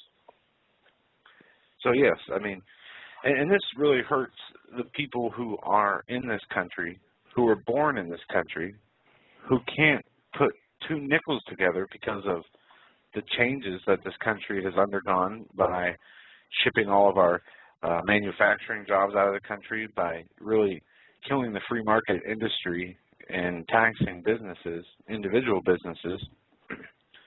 But people who are coming here who might have a business or be self-sufficient in other countries, or just irresponsible, are coming here and being handed free money, taxpayer money, the same taxpayer money that some of people from America might have paid into when they had a job for years. Now that they don't or lost their job, need help and can't get it. This is probably why. Well, and ladies and gentlemen, I believe, like, because these discussions, and it's important to have these discussions with others, and if you're in a social setting where something like this does come up, or a family setting where you're talking about this as news of the day, you know how you might be sitting in a coffee shop or at a bar or at a family gathering, and the conversation moves to the topics of the day, like this one. You've got to understand the history behind this. I just want to just touch on this briefly because this is so important to me. You know, and it's one thing to stand up there at a social gathering or whatever, not have note cards, obviously. You know, it'd be kind of weird to take out note cards from your pocket. But think about this. people talk about the Cloward-Piven strategy. How many people really understand what the Cloward-Piven strategy is all about and can articulate that to someone that they're having an intellectual discussion with or even an argument about? The Cloward-Piven strategy, just briefly, it was first proposed in 1966. It was named after Columbia University sociologist Richard Cloward and his wife, Frances Fox Piven. The Cloward-Piven strategy seeks to hasten the fall of capitalism by overloading the government bureaucracy with a flood of impossible demands and pushing society into crisis and economic collapse. And this is what we're seeing right now. And what I think is probably one of the most and put this in perspective, too, of the 1965 riots in the Black District of Watts in Los Angeles, which, by the way, that resulted from after police had used batons to subdue a black man suspected of drunk driving. Gee, where did we hear this before? Anyway, Cloward-Piven published an article titled "The Weight of the Poor, A Strategy to End Poverty." That was in 1966, May 2nd to be exact. And that anniversary is coming up on Thursday of the issue of The Nation.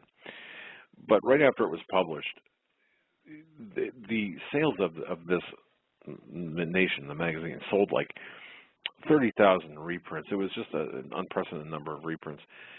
The communists in this country, which are now called progressives, were just ecstatic.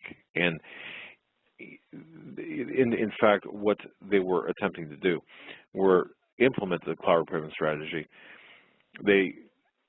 Both Cloward and Piven charged that the ruling classes, the so-called 1%, they're using welfare to weaken the poor, and that by providing a social safety net, for example, by providing the benefits, the rich douse the fires of rebellion, and we're actually holding back the poor people.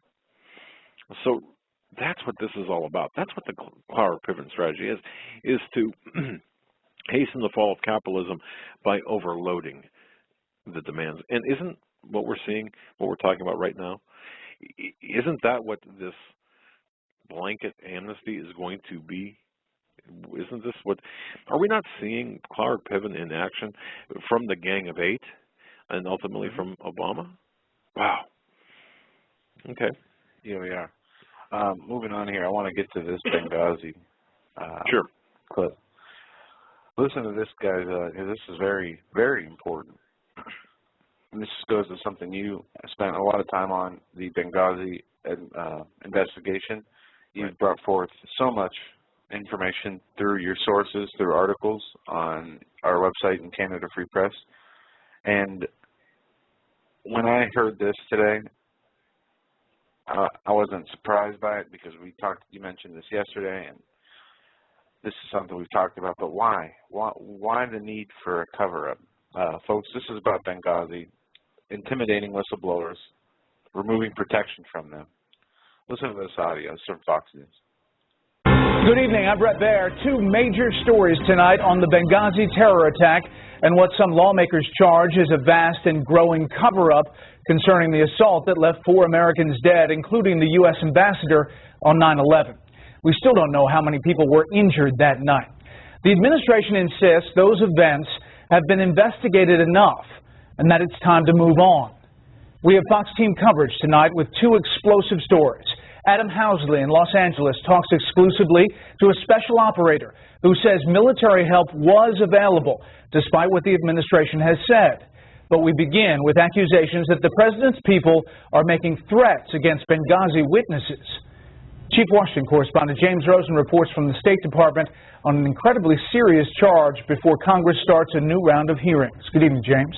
Brett, good evening. Secretary of State Kerry told House lawmakers earlier this month he doesn't want to spend the next year coming to Capitol Hill to talk about Benghazi, but new charges from within his own department could make that a reality. Fox News has learned that at least 3 career State Department employees and at least 1 more at the Central Intelligence Agency have retained lawyers or are in the process of doing so in order that they can provide sensitive information to Congress about Benghazi. The 4 consider themselves whistleblowers and want their counsel to receive the security clearances that would enable them to review classified documents. But the lawyer representing one of the employees at State told us the department is not providing a process for that, and even worse, is actively threatening her client and the others. I'm not talking generally. I am talking specifically about Benghazi, that people have been threatened, and not just the State Department.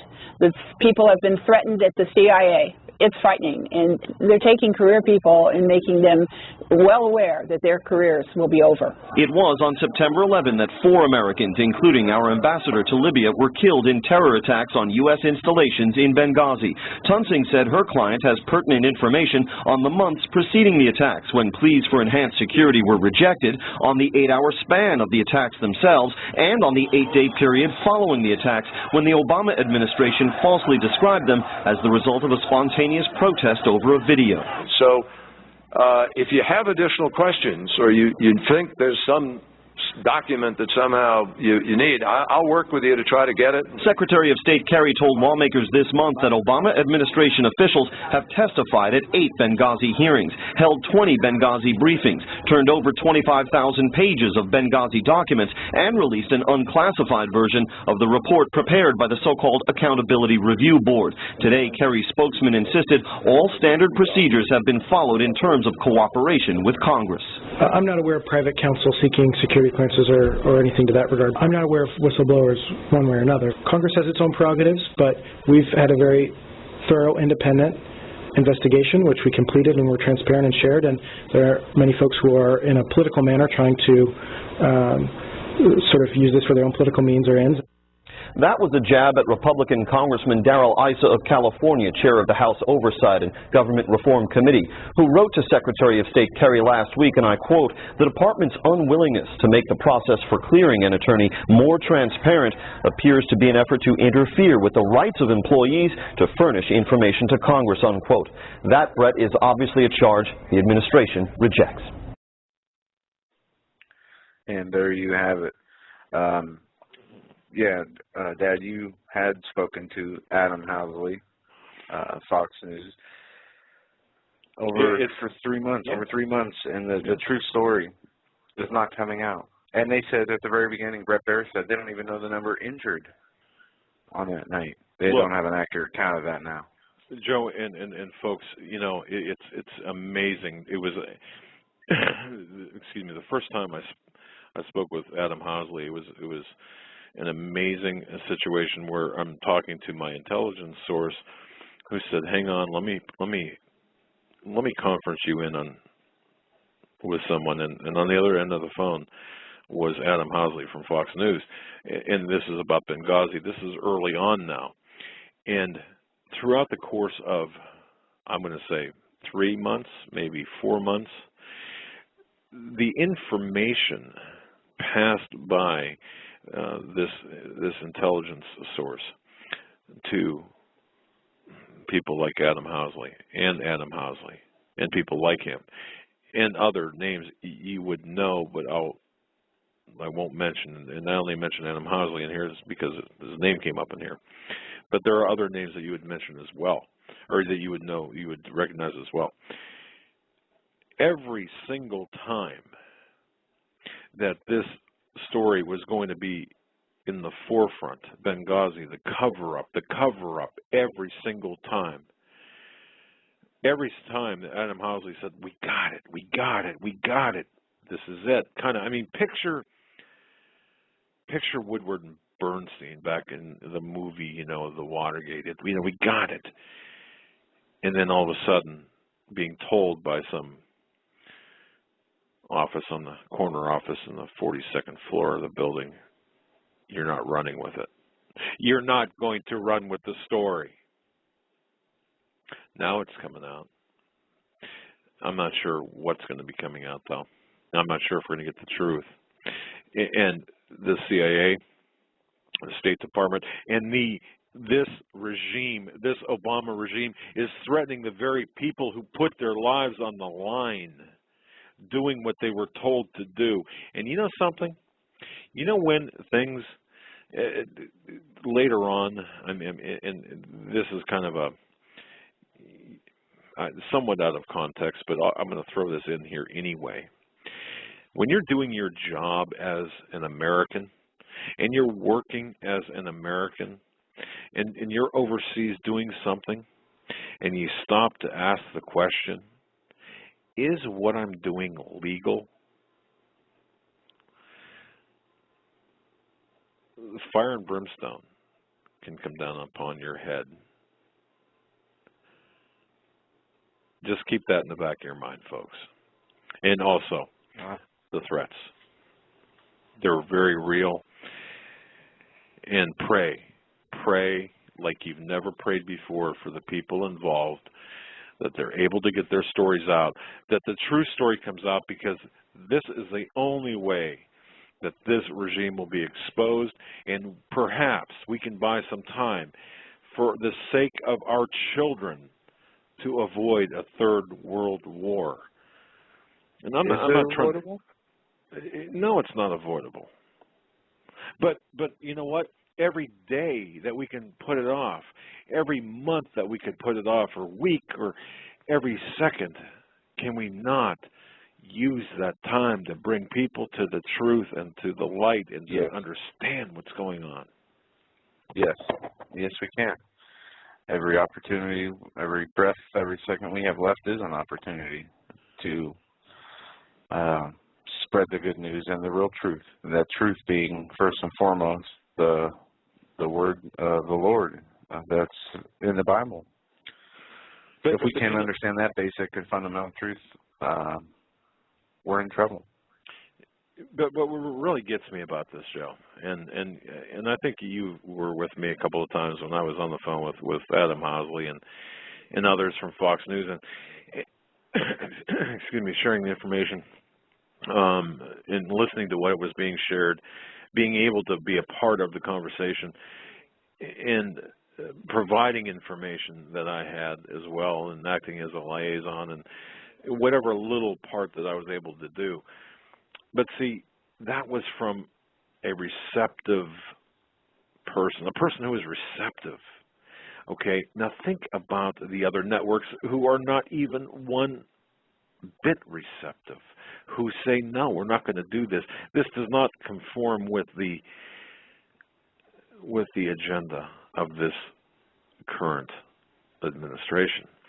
And that's what we have as news, if you want to call it, as news broadcasters, news networks. This is what we have today. So it's when you've got that little glimmer of hope, you think it's going to come out, you think it's going to come out in October, or no, maybe November or December, okay, January, and it doesn't, and then February, and now it's almost May.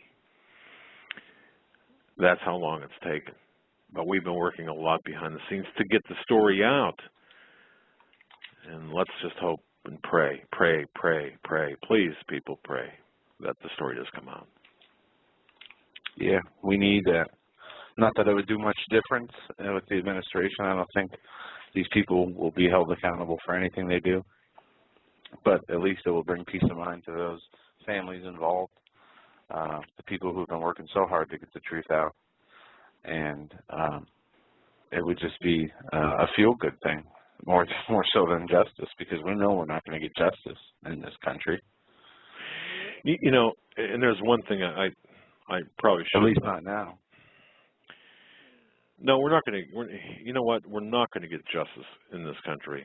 It's not justice anymore, as you and I know it. It's just us, and that's probably stealing that from Gerald Celente. But I'll say this. I probably shouldn't say it, but I can blame it upon my mental condition. I've had the opportunity to speak with someone very, very, very, very close to one who perished in Benghazi. That person is doing everything in their power to make sure that the death of their loved one, their son, is not in vain. So you're going to see other things come out as well. I do believe that you're going to see the truth come out. Whether it's timely enough to stop what's coming, I don't know. Whether it's going to matter, I don't know, because when you've got half the population that's in a drug-induced haze and don't know anything more than what, is Snooki still relevant? Joe, do we know that? Whoever Snooki is, wasn't Snooki something? Anyway. Yeah, I remember. That's the one of the loud ones. That's a Jersey Shore person. That's who that was. All right. I mean, Dancing with the that Stars. Was for those who don't know, yeah, I don't know. I haven't seen commercials in a long time or cable TVs in a while, but Jersey Shore is still a show. There was a big fiasco about these people, and I say fiasco, I mean, what's the word? Obsession. Like Dancing with the Stars. Yeah, I was thinking like, of a different word, but I couldn't say it. Yeah, but I don't even know if they're still a TV show or if they're still relevant or not. But either way. But it's the perversion of importance, of what's important in people's lives. That's more really... people knew the names of the cast of Jersey Shore than they knew the politics or the working of the politics here in their own country. And what do we have now? Obamacare. Poll finds 42% of Americans are unaware that it is now law. Oh. Even though it's about to affect their tax brackets and their pockets in a bad way. They're unaware it's law. I got to tell you, Joe, I got to share this with you, and the listeners can, listen to this as well. I didn't tell you this. In fact, I just found out about this today. My wife's been meaning to tell me about this. For the Hagmanns, by the way, April has been the month. Actually, this whole year for the Hagmanns, you, Joe, and it's your wife and me and my wife. Anyway, of medical procedures. So we're pretty aware of the Obamacare aspect and influence of things, all right? Whether it's, regardless of the situation, but I just found out about this today. My wife had a certain procedure done here, I don't know, a couple of weeks ago. A medical procedure where she had it was done in a surgical center and she had to be put out and brought, the whole 9 yards. And so I was only able to accompany her to a certain point, like you are in a hospital, and they stop you, and then they take your loved one and they wheel them away, and the next time you see. I tell you that I never. I mean, that might be procedure, but I go. I don't stay back unless they're taking them into like actual operating room. Yeah, you can't go. Yeah. So anywhere else though. Well, right. But and my wife told me this today. As the doors shut, and there was a sealed doorway, so there was no way that I could hear, and no way that anyone else could hear. So she was far from me, with a nurse. Now, this is after a series of questions, medical questions, and family questions, and all sorts of questions.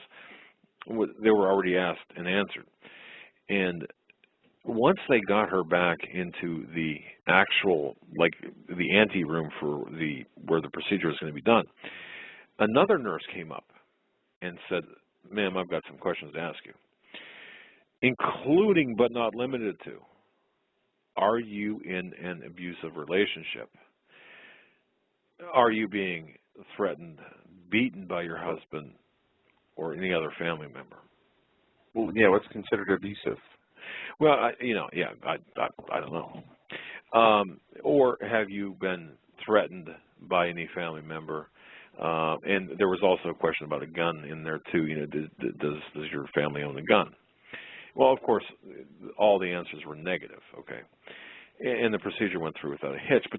But the mere fact that these questions are now, and by the way, it was made known that these questions had to be asked because of the new changes to the changes to the laws now, these new laws that are in place from Obamacare. So you've got this element of society that doesn't even know Obamacare is in play or a law. And then you've got these terribly invasive questions. Now, I understand. Look, I do understand about the abusiveness and what goes on. And, hey, if you're being held hostage, blink twice. You know, but it's ludicrous to me, you know. I don't know. I just wanted to pass that information along in the event that somebody's going to have a procedure done in the near term. Expect more invasive. Yeah. Are the questions more invasive? Are the requirements that they ask you to put on paper? The censuses that are now coming around instead of once every how many years? They're doing it every year. The questions that they're asking are really illegal as they continue to ask more and more. We see Obamacare and the new gun registration executive orders are really going to expand and break through the HIPAA laws, which are the medical privacy laws that are shared between you and any medical care provider. Those are out the window. Right.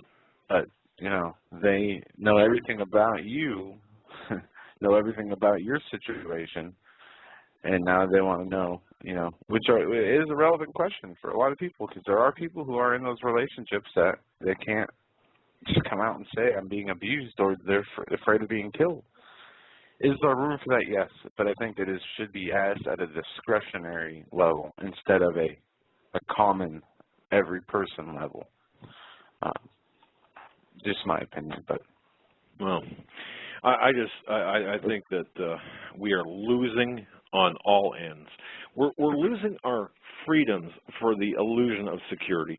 We're losing our we're losing our privacy. An illusion of freedoms for an illusion of security. It's all an illusion. We don't have any real security. The only security we have is the security that God grants us. But now we're being told that we need to give up our freedoms that have already been taken away because of a few bad people in the world. And if this were the case, if this is how our country acted from its inception, we would have been slaves long before the Civil War ever happened. And I mean all of us as being slaves. Well, that's very true. But that's why I think, too, it's our duties, you know, once again. This is what happens, by the way, when an entire generation or even multiple generations have no idea how this country was founded. They are actually victims of revisionist history. They've got no memory of the way that things used to be, and even more troubling is the fact that they don't even care. This does kind of dovetail in with the current illegal aliens in this country, and I use that term deliberately, who could become legalized by this gang of 8 when we're talking about 20 million people, okay? What is that going to do to the composition of our founding principles? I mean, what's that going to do to what we're, you know, what's that going to do to our country? It's going to really segment society, and there's not going to be assimilation like one. Of course, back in the Johnson era, back in the 60s, with the opening of our doors, the floodgates, the first flood of this, come to America and be embraced and be part of this melting pot, of course. What are we finding? We're finding enclaves rather than this assimilation. And I think that this is going to be doing much more harm than good. And plus, too, look at Joe, you think you mentioned this yesterday. Look at this. I mean, look at Saudi Arabia. The hostile Muslim countries are actually getting the best of treatment, while those people who attempt to come to this country legally and through the proper steps. A friend of ours from the United Kingdom, 5-8 years on a waiting list, yet these 20 million are going to be put on the fast track to to Amnesty. What did she go through? All of that. I mean, where's the incentive to be legal or go through the legal process? There is none. It's crazy. Right. So, man, it's just wow. I want to play this quick clip. This is from. This was a clip from a comment Obama made at his White House Correspondents' Dinner that they held over the weekend or on Friday. The clip speaks for itself. Here it is. Yeah. You know, what I wonder is how many people realized at the end when he did his, you know, there's always this part at the end where they get serious for a minute. And it's usually the part where presidents say, you know, I think the press has a good job to do and I understand what they have to do. He didn't say that. He wasn't very complimentary of the press. You know, we all can do better. It did seem, I thought his pot shots, joke-wise, and then the serious stuff about the Internet, the rise of the Internet media and social media and all that stuff, he hates it, okay? He hates this part of the media. He really thinks that the sort of the buzzification, this isn't just about BuzzFeed or Politico and all this stuff, but he thinks that sort of coverage of political media has hurt political discourse. He hates it, and I think he was trying to make that clear. Hates it. Hates Internet media. Doesn't like it. And news. I'm sorry. Internet news. Who are we talking about? We're talking about our president. That's what he said at the Correspondents' White House Center this weekend. That is it's for. And Tom Brokaw spoke out against this. I was watching a clip from Meet the Press this weekend where he said it's turned into a party, gala to see who can bring in the top actress or the biggest actress or richest person, from where it used to be a time where the press corps could get to know the administration a little bit more on a friendship level, leaving, you know, business really aside and just getting establishing a relationship.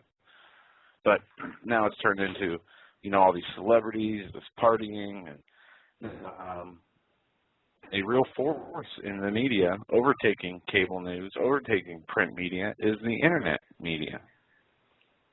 And these people aren't paid by six-figure salaries by, you know, the corporations owned by the White House.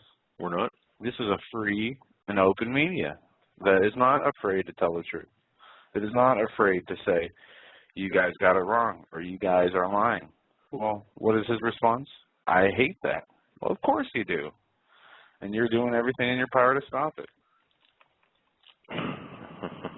Well, was Brokaw, I didn't hear Brokaw's, Tom Brokaw, I didn't hear his response. So was he against the president, though?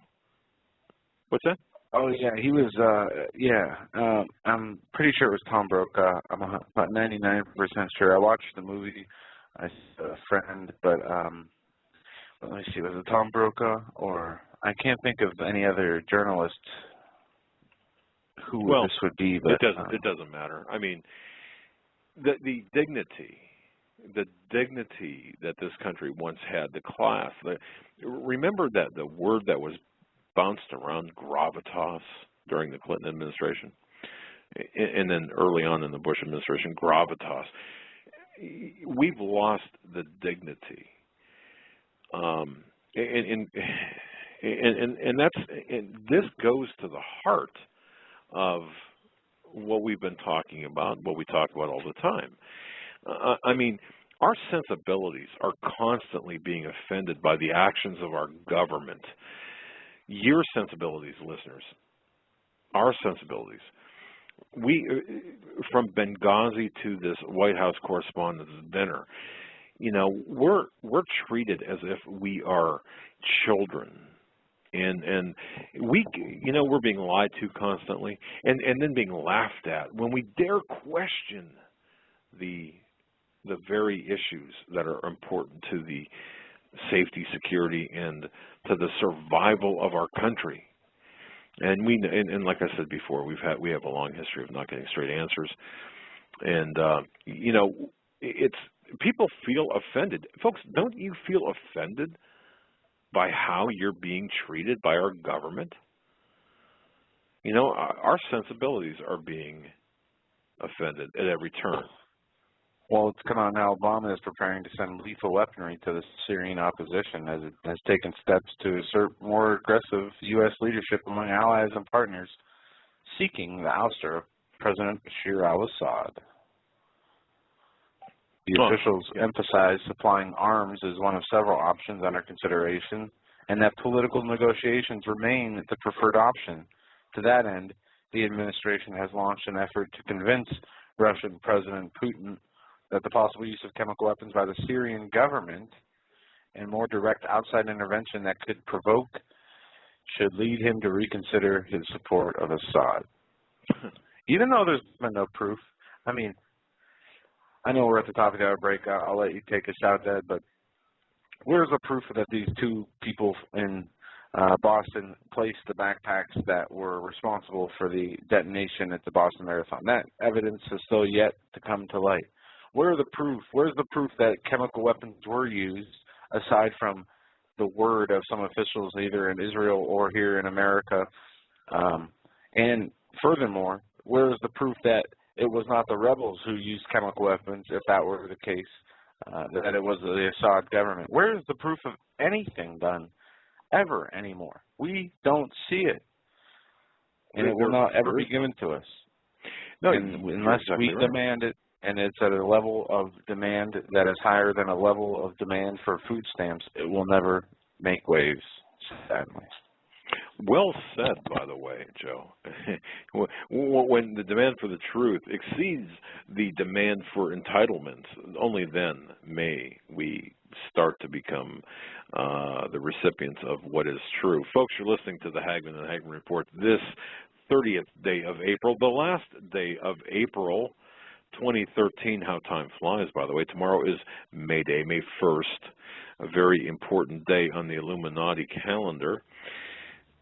It's the anniversary of when the Illuminati was actually started in 1776. But I do want to mention this. The last 2 hours have been brought to you courtesy of Granland Firearms of British Columbia. Granland Firearms of British Columbia. Folks, visit GranlandFirearms.com, GranlandFirearms.com. Do so and tell them Doug and Joe Hagmann sent you. We're going to be right back after these short messages. Stay with us.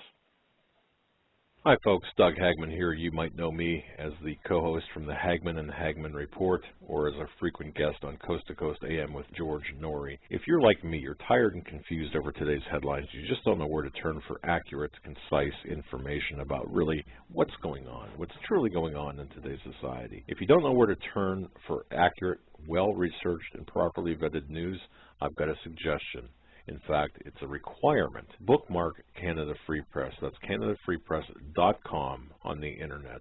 It's just not for Canada.